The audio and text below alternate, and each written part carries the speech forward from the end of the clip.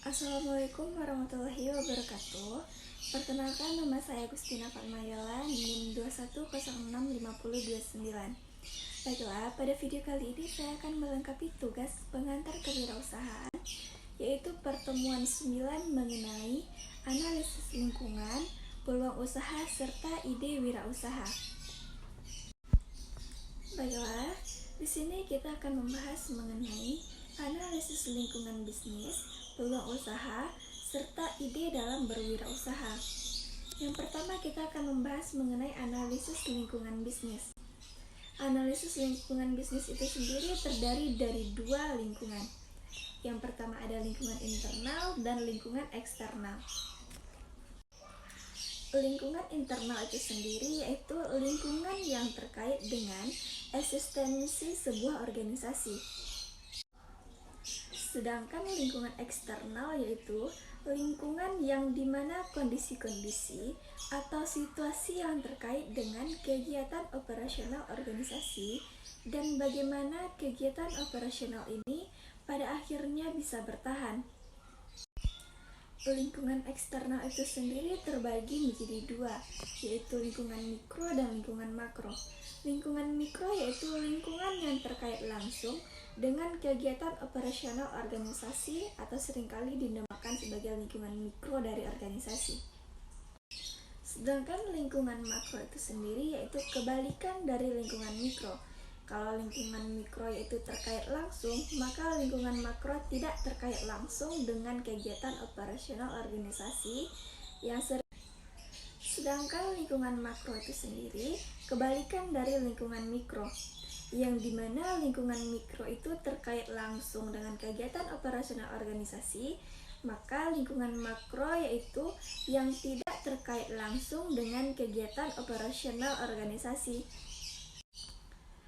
Lingkungan internal secara teori adalah berbagai hal atau pihak yang bisa kita hitung dalam konteks lingkungan yang terkait langsung ataupun tidak dalam organisasi dengan kegiatan sehari-hari kita di dalam lembaga atau organisasi yang berpengaruh langsung terhadap setiap program, kebijakan, keputusan, bahkan hingga dengan denyut nadi dan detak jantung sebuah organisasi tersebut.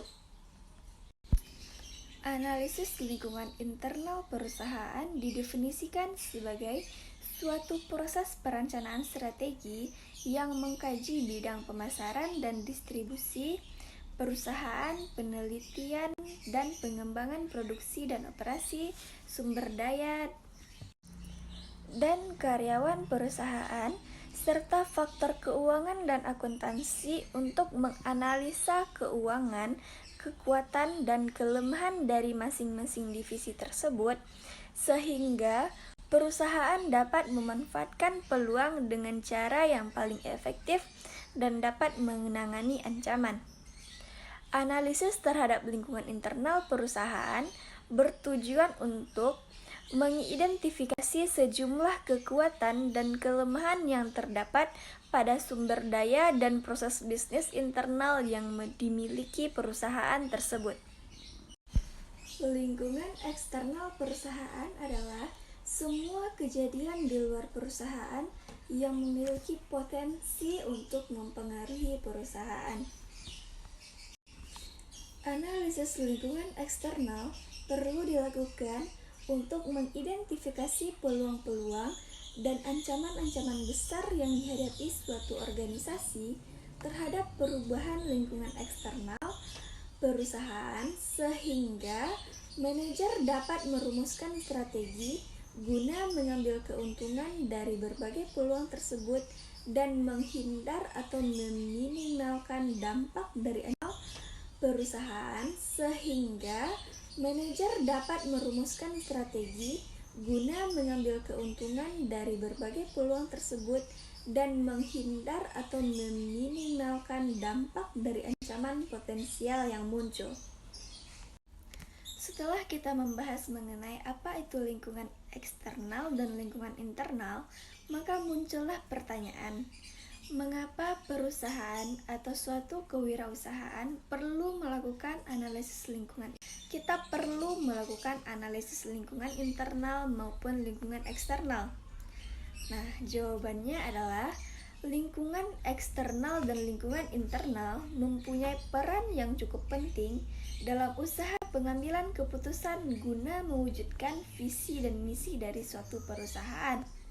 Interaksi antar lingkungan internal maupun eksternal akan sangat mempengaruhi kemampuan serta strategi-strategi penting bagi para pengambil keputusan. Nah, setelah kita membahas mengenai analisis lingkungan usaha, selanjutnya kita akan membahas mengenai analisis peluang usaha.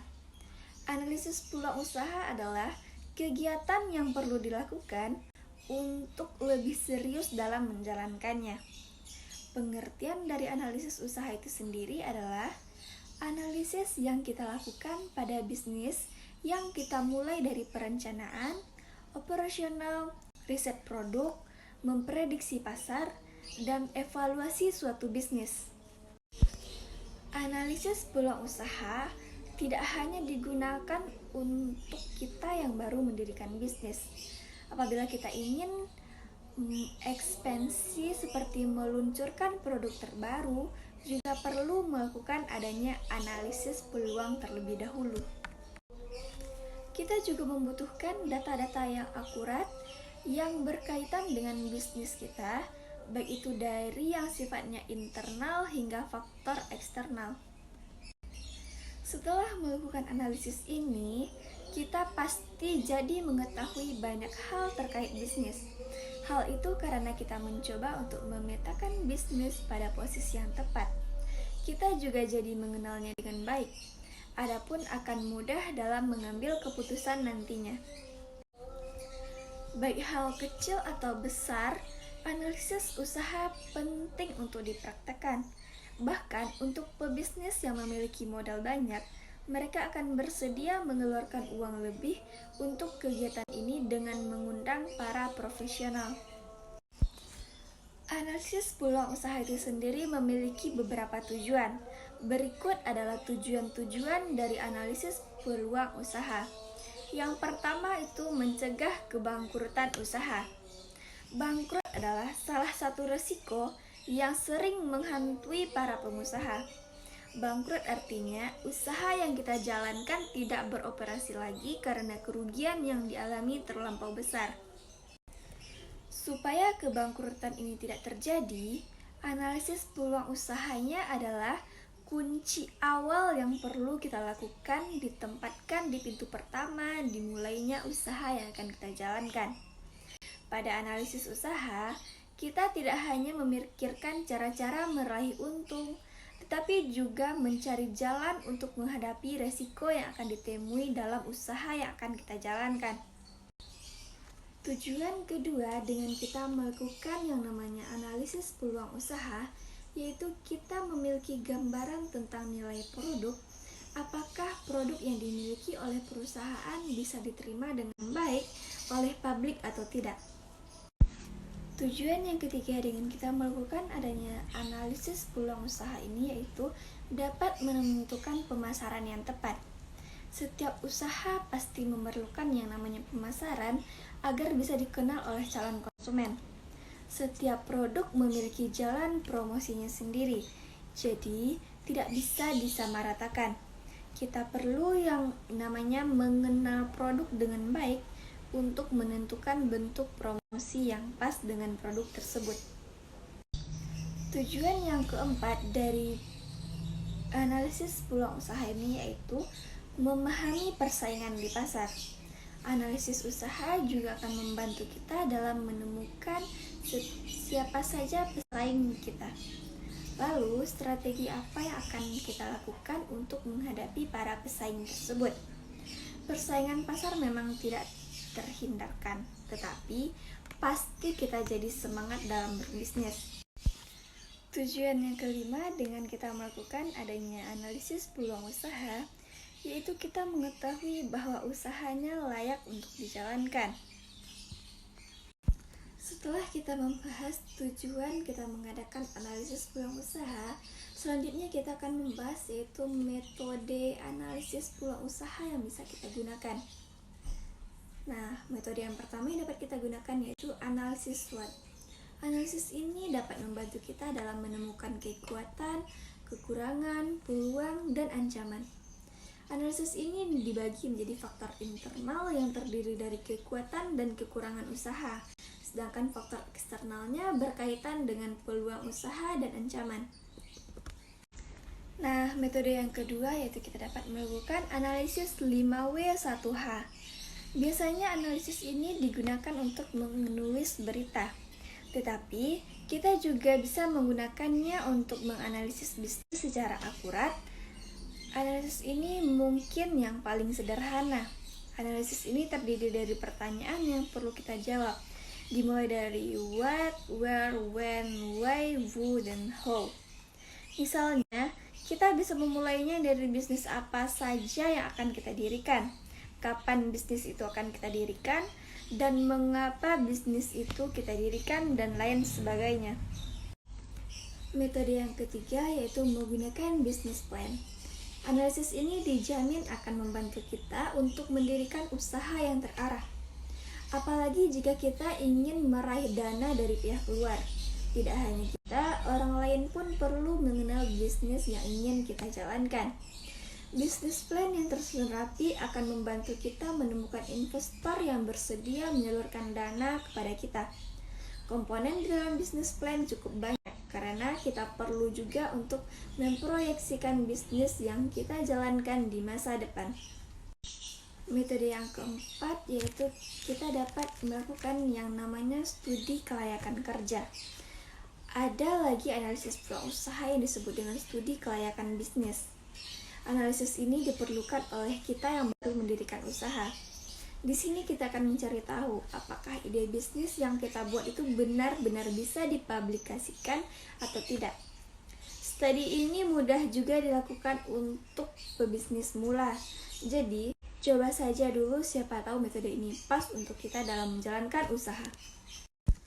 Nah, setelah kita membahas yang namanya analisis peluang usaha, selanjutnya kita akan membahas mengenai analisis ide dari wirausaha. Ide bisnis atau usaha merupakan respon seseorang untuk memecahkan masalah dengan cara identifikasi untuk memenuhi kebutuhan suatu lingkungan yaitu pasar ataupun masyarakat. Langkah awal yang dilakukan dalam mencari ide bisnis yaitu merubah keinginan kreativitas pengusaha menjadi bisnis. Ide bisnis bisa dari mana saja, akan tetapi diperlukan kerja nyata untuk mewujudkan ide-ide tersebut sehingga menjadi bisnis yang sangat menguntungkan. Ide bisnis itu sendiri memiliki dua faktor yaitu faktor internal dan eksternal. Faktor internal adalah kegiatan yang dimulai dari diri kita sendiri. Contohnya memulai usaha harus memiliki pengetahuan tentang usaha yang akan kita kembangkan. Menjalankan suatu usaha yang telah kita pelajari, pengalaman di dunia bisnis, kemampuan menyelesaikan masalah, pemahaman dari kondisi dan situasi. Faktor eksternal sendiri adalah sesuatu yang dimulai dari luar diri kita sendiri, seperti masalah yang muncul dan belum terselesaikan. Dengan selesainya pembahasan mengenai ide bisnis atau ide wirausaha sebelumnya, maka berakhir jugalah video presentasi saya Agustina Fatmayela pada pertemuan kali ini. Saya mohon maaf apabila ada kekurangan dan kesalahan dalam penyampaian. Assalamualaikum warahmatullahi wabarakatuh.